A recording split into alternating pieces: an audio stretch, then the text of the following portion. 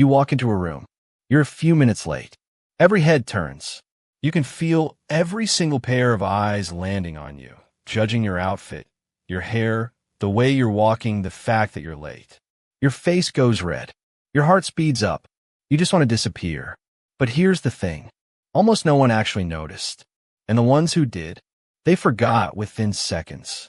This feeling, this overwhelming certainty that everyone around you is watching, analyzing, and remembering everything you do, has a name. Psychologists call it the spotlight effect, and it is quietly running your life in ways you haven't even noticed yet. Let's go back to 1999, Cornell University. A psychologist named Thomas Gilovich ran a now famous experiment. He asked a group of students to wear a t-shirt with a large, embarrassing image on the front, a picture of Barry Manilow, a singer most college students found deeply uncool. The students wearing the shirt had to walk into a room full of other students, stay briefly, then leave. Before going in, each student was asked, "How many people in that room do you think will notice your shirt?" The average guess was around 50%. Half the room, they figured, would clock it immediately. The actual number? Around 25%. Less than half of what they expected. And most of those people who did notice, they barely remembered it 5 minutes later. The students wearing the shirt felt like they were walking around with a flashing neon sign above their heads. But to everyone else, they were just another person in the room. So why does this happen? Why do our brains consistently convince us that we are the center of everyone else's attention? The answer comes down to one simple fact. You are the only person who lives inside your own head. You are with yourself every second of every day. You feel every awkward moment in real time. You remember every embarrassing thing you've ever said or done. Every bad hair day. Every stumble. Every stupid thing that came out of your mouth in a conversation 3 years ago at 11 p.m. on a Tuesday that you still think about sometimes. But other people, they're dealing with their own version of all of that.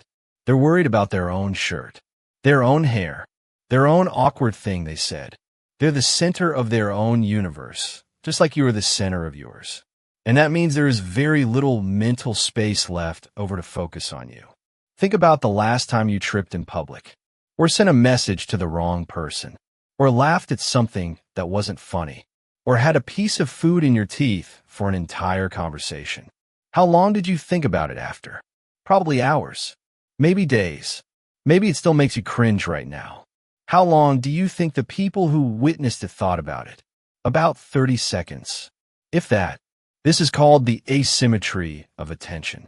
The gap between how much mental energy you spend on your own mistakes versus how much everyone else spends on them.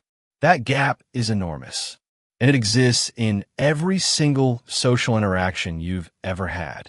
Here's where it gets really interesting. The spotlight effect doesn't just affect the small stuff. It affects the big decisions too. People don't apply for jobs because they're afraid of looking unqualified. They don't speak up in meetings because they're afraid of saying something stupid.